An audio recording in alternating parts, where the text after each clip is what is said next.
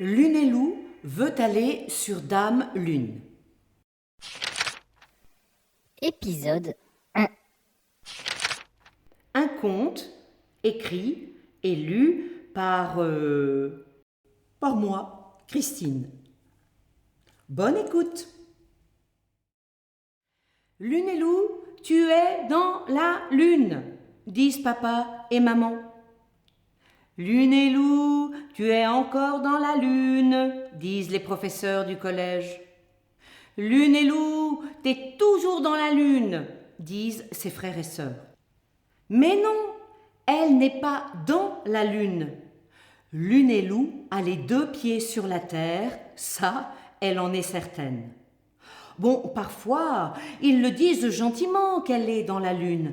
Parfois, ils se moquent un peu, beaucoup. De temps en temps, ils le disent avec une grosse voix, quand elle a fait une petite, une moyenne ou une grosse bêtise. Lunelou, elle est comme ça. Elle rêve. Et 1001 questions se bousculent dans sa tête, surtout le soir, quand elle n'arrive pas à s'endormir. Alors, elle sort de son lit et elle parle à Dame Lune. Et oui, c'est comme ça qu'elle l'appelle. Il est rare qu'elle ne la trouve pas dans le ciel, et ce qui est bien avec Dame Lune, c'est qu'elle ne lui coupe jamais la parole. Elle peut lui dire tout ce qu'elle veut. Lunelou trouve Dame Lune fascinante, merveilleuse et si belle. Bah ouais, chaque jour, Lunelou se trouve pareille dans le miroir quand elle se coiffe ou quand elle se brosse les dents. Mais Dame Lune est différente chaque jour. Pas à la même place, pas la même forme, pas la même taille, pas la même couleur. Oh, elle est drôlement forte. Un jour, la professeure de sciences demande si quelqu'un veut bien faire un exposé sur la Lune. Tout de suite, Lunelou lève le doigt et avec l'aide de Timoun, son meilleur copain, elle l'appelle comme ça parce qu'il a une tête ronde comme la Lune et qu'il est tout petit, Timoun. Avec l'aide de Timoun, Lunelou passe des heures à faire des recherches sur l'ordinateur. Et un soir, elle lit tout son exposé à Dame Lune, qui ne fait aucune remarque. Elle devrait donc être super contente de son travail. Mais oui, bien sûr, même la professeure lui a mis un 20 sur 20. 20 sur 20, elle n'a jamais eu ça. Tous les copains de la classe ont applaudi.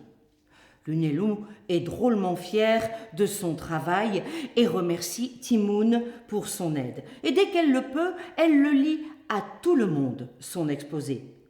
Tiens, d'ailleurs, elle me l'a passé. Si vous voulez, je vais vous lire l'exposé de Lunelou sur la Lune. Exposé de Lunelou sur la Lune. La Lune a 4,51 milliards d'années. Elle est très vieille, mais notre Terre est encore un petit peu plus vieille. La Lune est toute ronde et de couleur noire et grise. Elle est le seul satellite de la Terre. Ça veut dire qu'elle tourne toujours autour de la Terre et elle en fait tout le tour en 27 jours. On ne voit qu'un seul côté de la Lune, toujours le même, appelé la face visible. Sur la Lune, il y a des trous qu'on appelle des cratères et des bosses qu'on appelle des montagnes ou cordillères. Et il y a même de l'eau sous forme de glace. Pour respirer sur la Lune, il faut mettre un scaphandre avec de l'oxygène dans des bouteilles. On ne pourrait pas y vivre, car dans la journée, la température va de plus 127 degrés jusqu'à moins 173 degrés. Très très chaud ou très très froid. Il y a 384 402 kilomètres qui nous séparent de la Lune. C'est comme si on allait 1445 fois de Saint-Omer à Paris. Chaque année, la Lune s'éloigne un petit peu de la Terre, de 3,8 cm. Ça veut dire que tout doucement, on lui dit au revoir de la taille de la moitié d'un carambar. Les hommes trouvent la Lune tellement belle qu'un jour, ils sont allés se poser sur elle, sans même lui demander l'autorisation. C'était en juillet 1969. Ce qui est bien sur la Lune, c'est que ton poids est divisé par 6. Donc, même si tu es un petit peu rondouillard, là-bas, tu te sens tout léger. Par exemple, si tu pèses 80 kilos sur la Terre, eh bien sur la Lune, tu ne pèses que 13 kilos. Ça s'appelle la gravité. Et depuis 1969, plusieurs astronautes sont allés la visiter. Mais, et ça, c'est moche, ils y ont laissé des poubelles sur le dos de la Lune. C'est pas très sympa. Toutefois, pour compenser, peut-être, ils y ont laissé des petits cadeaux, des petits drapeaux américains, des balles de golf, des petits messages très gentils enregistrés sur un disque par des tas de rois et de présidents, et même une petite statuette d'un artiste belge. Cette sculpture s'appelle Fallen Astronaut. C'est de l'anglais. Ça veut dire un astronaute tombé. Les bras et les jambes sont serrés contre son corps. Et cette petite statue-là sur la Lune, elle est grande un petit peu plus qu'un carambar. On dit aussi que la Lune a des super pouvoirs.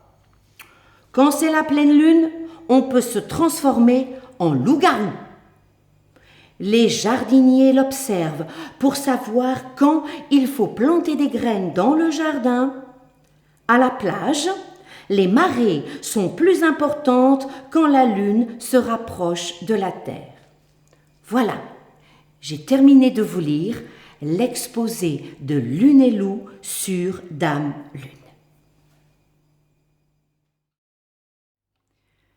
Au clair de la lune, mon ami Pierrot, prête-moi ta plume pour écrire un mot. Ma chandelle est morte, je n'ai plus de feu. Ouvre-moi ta porte pour l'amour de Dieu. Au clair de la lune, Pierrot répondit: Je n'ai pas de plume, je suis dans mon lit. Va chez la voisine, je crois qu'elle y est, car dans sa cuisine, on bat le briquet. Au clair de la lune, on n'y voit qu'un peu. On cherche la plume, on cherche le feu. En cherchant de la sorte, je ne sais ce qu'on trouvera. Mais je sais que la porte sur eux se ferma.